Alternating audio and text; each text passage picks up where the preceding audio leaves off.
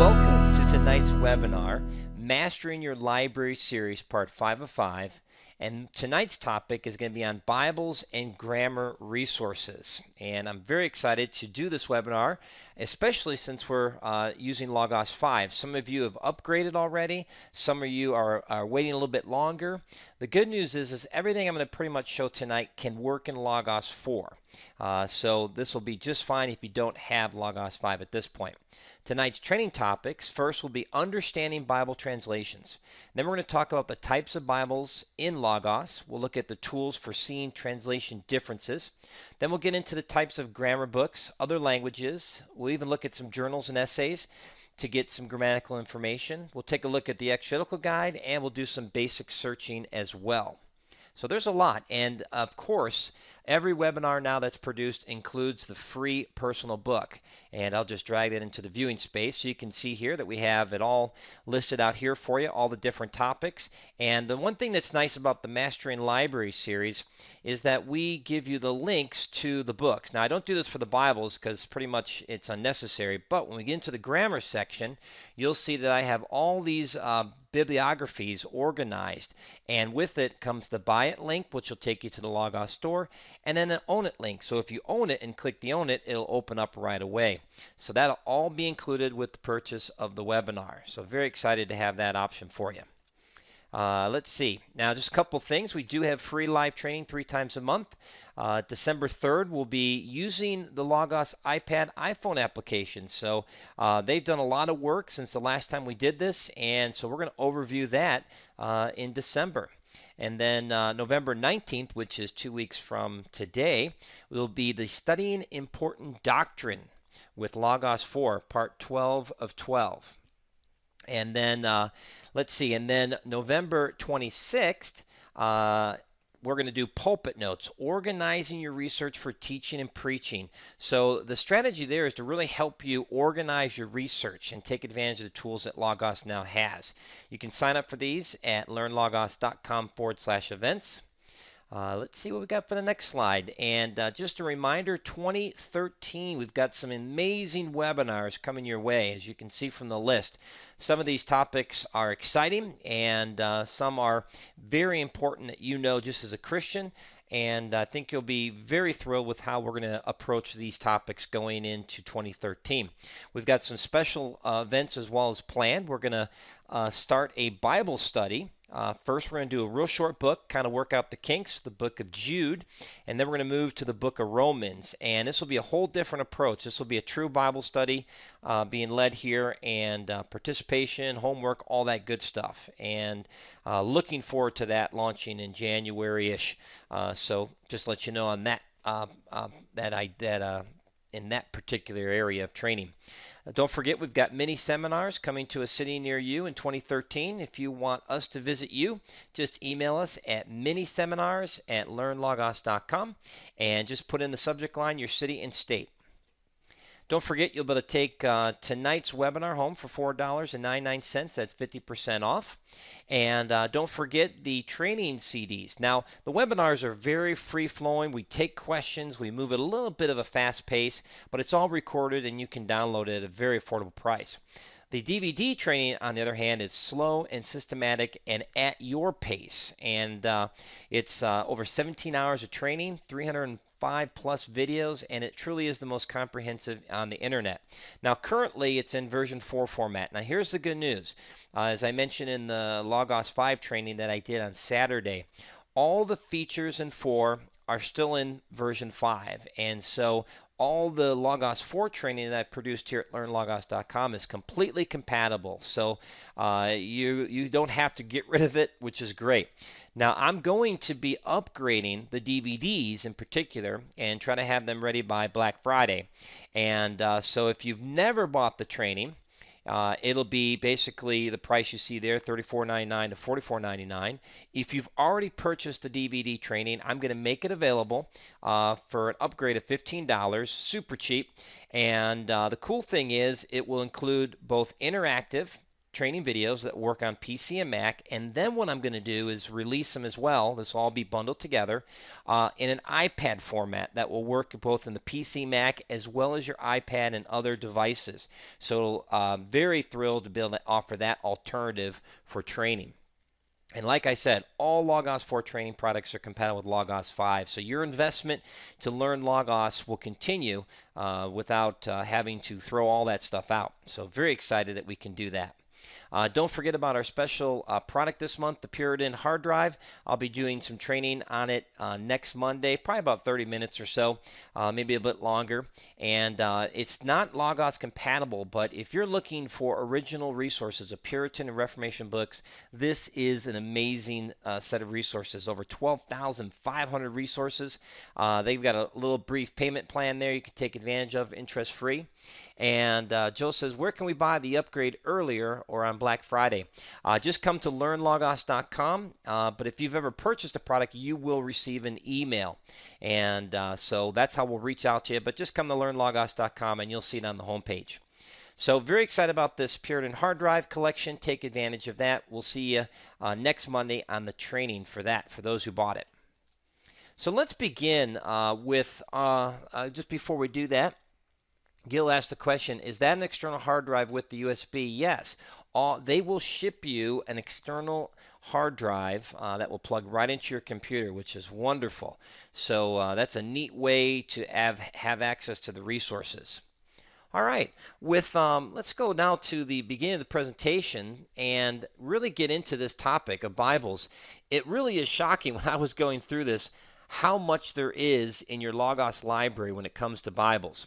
Now, the first thing I want to do is help you understand the different Bible translations. So let me bring my notes in here and kind of do a walkthrough.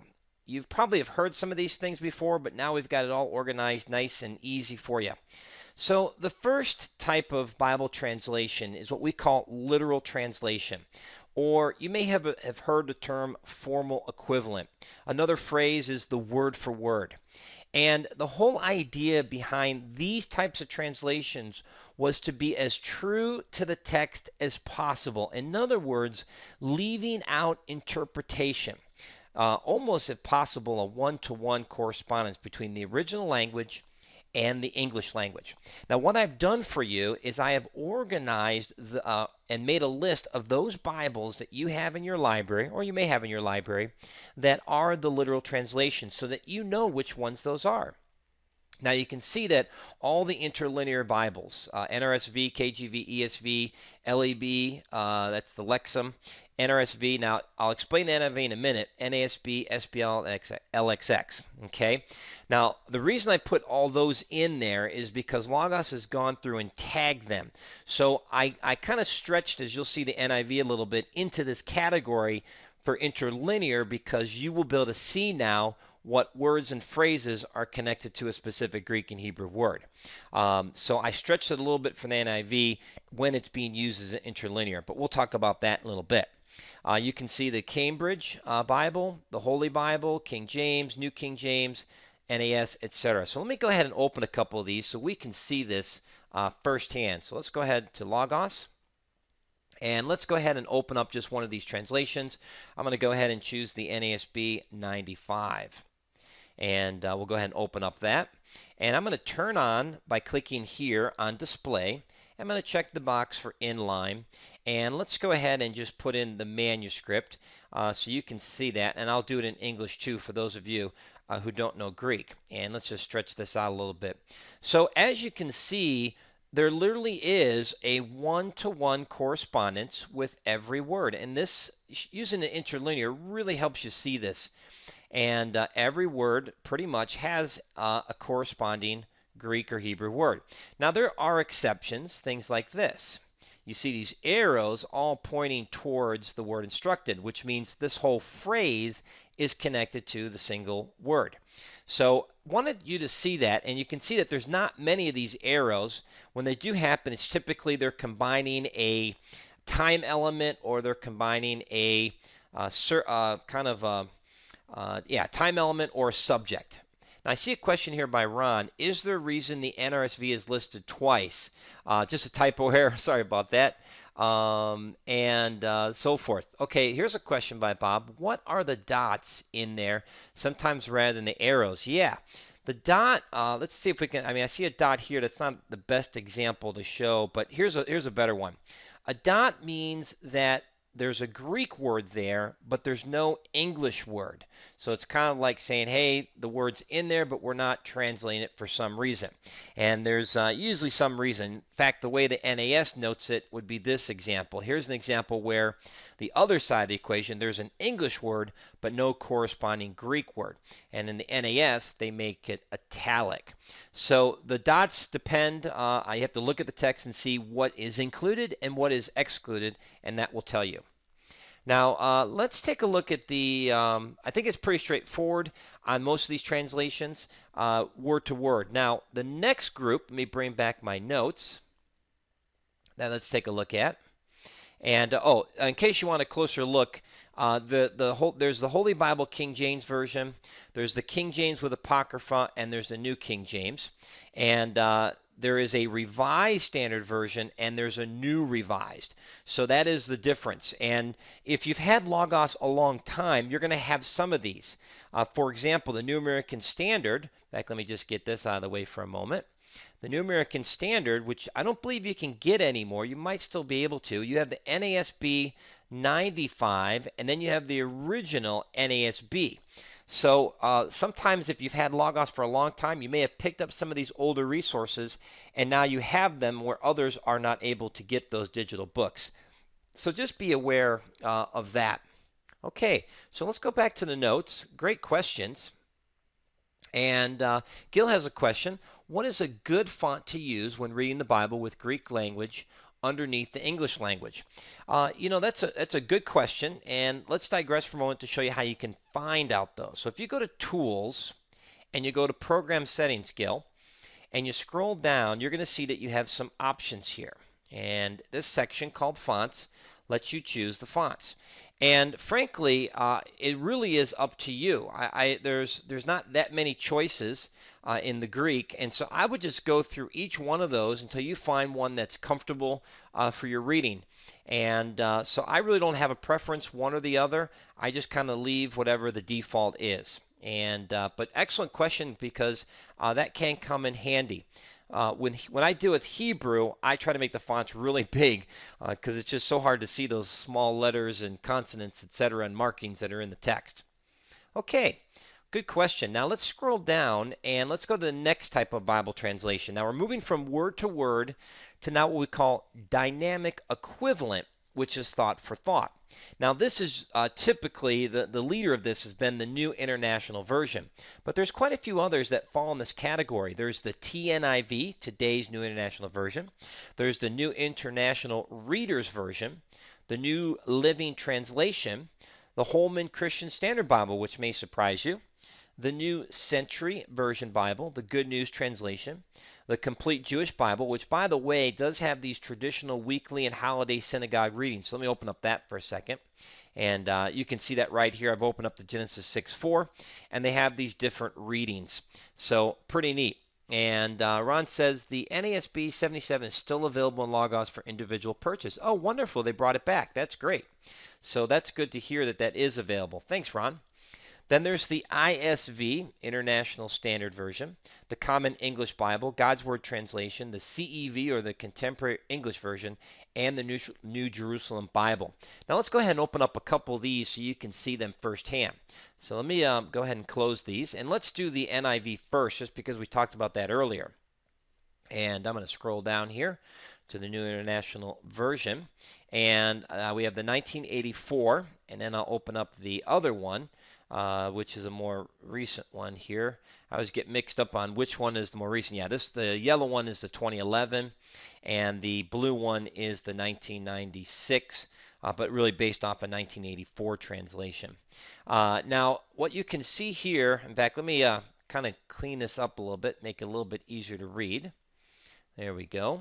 And we'll do the same thing over here. And all I'm doing is checking and unchecking the various boxes to make the text a little bit easier to read.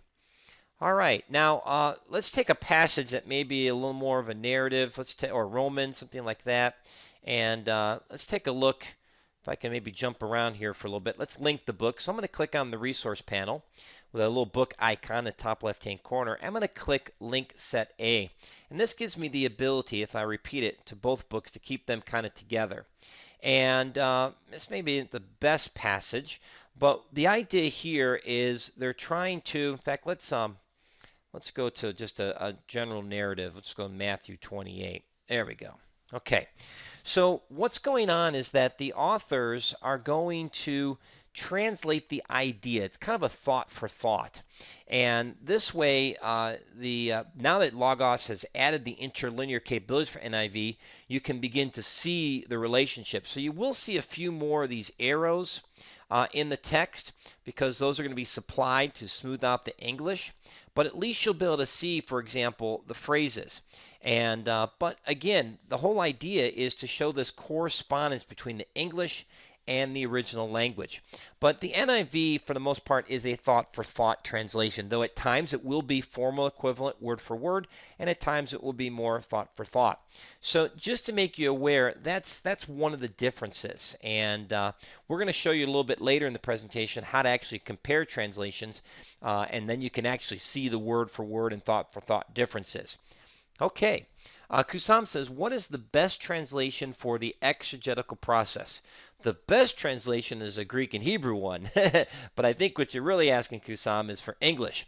I would say always go with the formal equivalent because there's going to be this one-to-one correspondence. So that is really important. However, there's nothing wrong with using one of these more dynamic translations so that you're grasping kind of the meaning. Sometimes a word-to-word can be a little stiff, a little difficult, a little awkward sometimes, whereas a thought for thought can smooth out the idea. But I would always use a formal equivalent in my translation exegetical process. And then I would maybe later, after I've understood the text and done all the hard work, consult a thought for thought translation. Now let's take it even further now. We're moving again from word to word, thought for thought. There's a third category, which is the paraphrase or the rephrase. Now, to help you understand this is to give you the general idea. These Bibles normally don't make a claim to have like gone through translators and scholars and have a committee that's looking at the original language and the original manuscripts, though they probably do consult some. But the goal behind these translations is to they read the English text and put in their own words. And as long as you understand that, then you won't have a problem treating it as on the same level and plane as a formal equivalent or as a word for word or a thought for thought. The two most significant are the Message, which is really famous for this. So let me go to the Message and open up that. And let's see here. Let me scroll down. Go back to the top here. And let me do it this way. There we go. There's the Message. And then the other one is the Living Bible. So let me put that in here. So we can kind of see those side by side. And I'll once again link them up and put them together. And I'm going to bring in an NASB. All right. And I'm going to drop that down. And I'm going to link that up. And I'm going to get rid of the Hebrew there. And then I'm going to bring in the NIV as well. So this way you can kind of see as we move forward how these translations are similar and yet different. All right. And again, I'll link that up. Now, a good example of this would be like the Psalms. Let's go to Psalm 1. Okay, so we have Psalm 1 in the Message, and it says, how well God must like you. You didn't hang out at Sin Saloon, you don't slink along Dead End Road, and you don't go to Smart Mouth College. Now you understand why people had a little trouble with this. This is why it's called a paraphrase and a rephrase. So it's not at all based on the original language, but what it's doing is taking the text, like how blessed is the man who does not walk in the counsel of the wicked, and just kind of get across the today's contemporary meaning. So quite a significant difference. Easy to read, fun to read, but really far removed from the original language. You can see in the thought for thought, blessed is the one who does not walk in step with the wicked, or stand in the way that sinners take, or sit in the company of mockers, but whose delight is the law of the Lord, and who meditates on his law day and night. So you can see how this is so different. Sandra says it can be easier to think of the paraphrase Bibles more as a commentary. Not really so much a commentary. It's